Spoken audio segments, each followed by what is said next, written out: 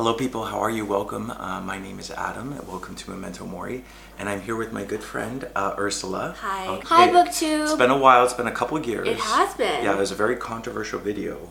Was it? Yeah. Oh, no idea why.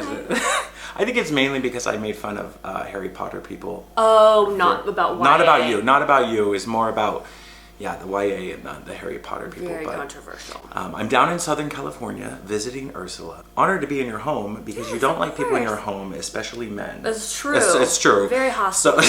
Yeah, so it's a big honor two men. to two men. Yes, Tay's here as well, watching Korean soap operas in the next room. But I thought since we're here under your roof, we would do just a nice little snapshot of Ursula as a reader. Sure. Isn't that nice? Yeah. Yeah. I'm willing. So we have some prompts. Prompt number 1 is, what is the last book you read? And what is this? This is a tiny little thing. This is a little book, but it is the Scum Manifesto by Valerie Solanas. Okay. And first, what does SCUM stand for? I believe it's Society for Cutting Up Men. Acronym there. This is the woman who shot... She shot Andy Warhol. Because he wouldn't produce her show. Yeah, he wouldn't produce her show. But I mean, I think it goes deeper than that too, in the way that he treated her. And just men in general. She's very hostile to men also. So. She's hostile to men. She doesn't believe that men can be artists. No. She thinks they're scum. Scum. Yeah. Okay, well, on the front here it says, life in this society being at best an utter bore and no aspect of society being at all relevant to women, there remains to civic-minded, responsible, thrill-seeking females only to overthrow the government, eliminate the money system, institute complete automation, and destroy the male sex. Okay? So this is a terrorist situation. This is a terrorist group of women. No. It's not to be taken literally. Overthrow the government. It's a literary device, baby. It's not to be taken literally. Okay. So Scum by... Valerie Solanas. Valerie Solanas. Why do you gravitate towards the more extreme feminists? Because we can't reason with our oppressors, baby. We can't just ask them to give them our rights and our freedoms and to treat us fairly. We need to rise up and take it and demand it and get aggressive. It needs to be a little more aggressive. We can't do it like with some hippy dippy kumbaya. It needs to be taken. It needs to be. Yeah. We need to these cut. Men, we these need to bad cut men the need men to be up. taken down. Okay. This is violent. This is not my aesthetic. This is my aesthetic. It's too violent. Okay. So that's the last book you read. Yeah. Little thing.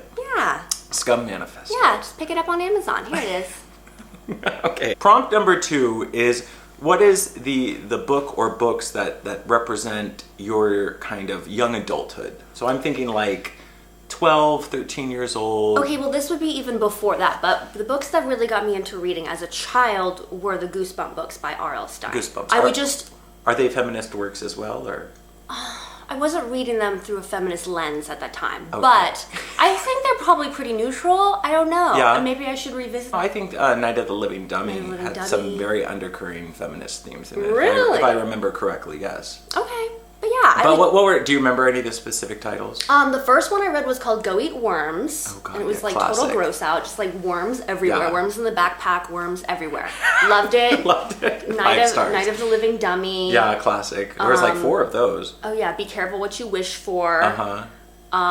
Just tons of them. I plowed through like all of them. I was such a little reader when I was young. Yeah, I'm surprised because I'm a little bit older than you, and Goosebumps was like my thing too. Oh, so really? it like spanned a long time. Oh yeah. We just love those, the title, you run in your finger. Oh yeah, it's like Braille. That Braille Goosebump that title. Braille, yeah, we lived for that.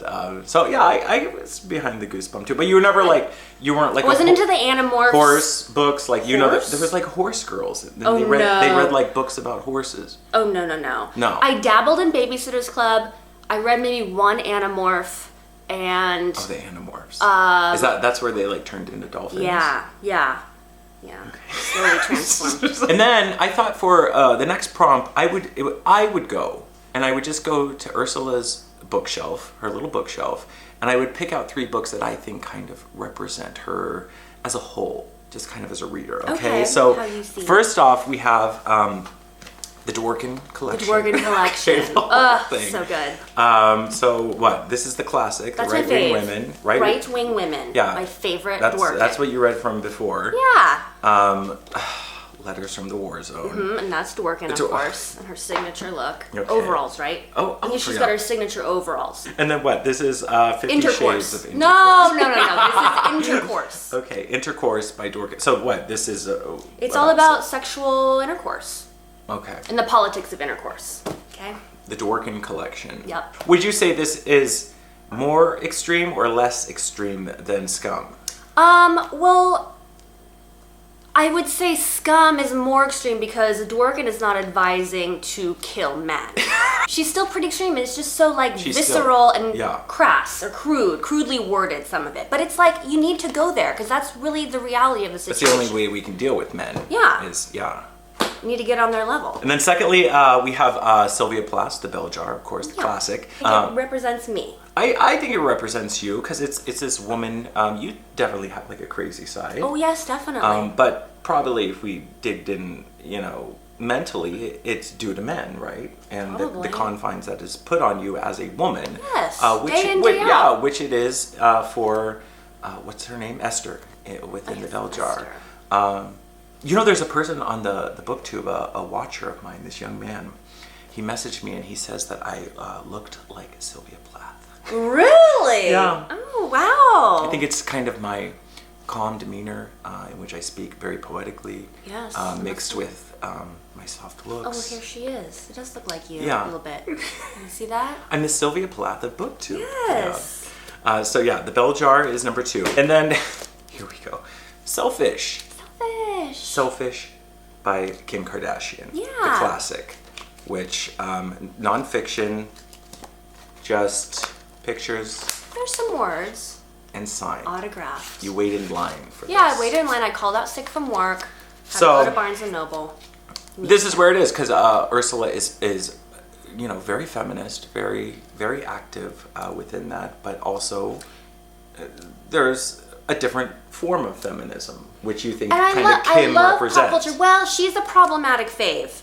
I've loved her for years, especially this year. Yeah. I'm going a little underground. I mean, not right now with these videos, but I'm a little quieter about my Kim support. Okay. And I'm supporting her a little less overall because she's tied to this Kanye, and she needs to free herself from him. She needs to free herself. That aside, her entity as a whole is empowering to you.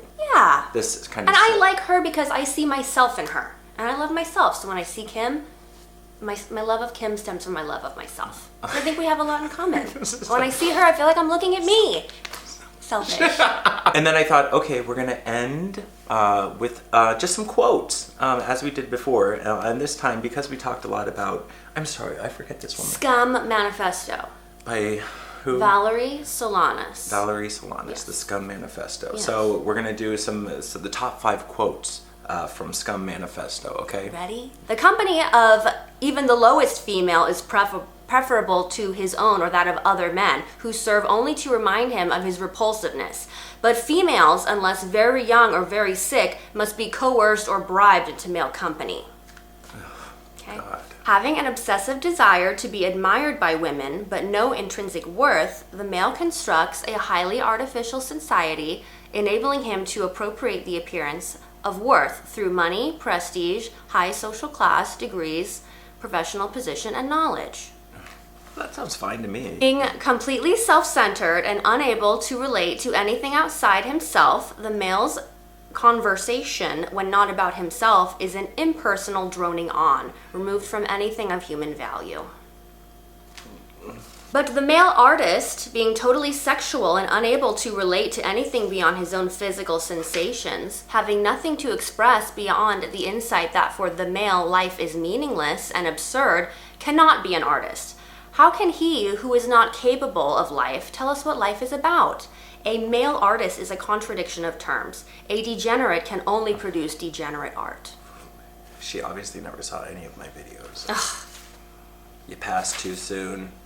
Every male's deep-seated, secret, most hideous fear is of being discovered to be not a female, but a male, a subhuman animal. Every man, deep down, knows he's a worthless piece of shit. That's it. That's it. That's a wrap. That's Scum. I don't feel safe.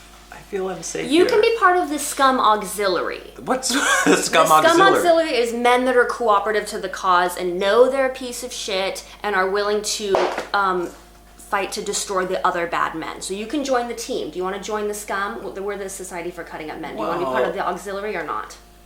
I mean, it's kind of what I already do, but good. I don't... Well, then you have nothing to worry about. You're part of the auxiliary. Join the team. Anyway, thank you again, baby, for having me in your home. You're It's welcome. been lovely. It's been lovely spending some time down here in sunny Southern California. Yeah, it was great to have you. Yeah, I'm ready to go back up to Seattle and start studying my feminist books. Yes, Okay. please do. Say goodbye to BookTube. All right, bye, BookTube. Bye. I'll see you later. Bye. Bye. Women cannot be responsible for pregnancy in the sense of acting to prevent it because women do not control when, where, how, and on what terms they have intercourse. Intercourse is forced on women, both as a normal part of marriage and as the primary sex act in virtually any sexual encounter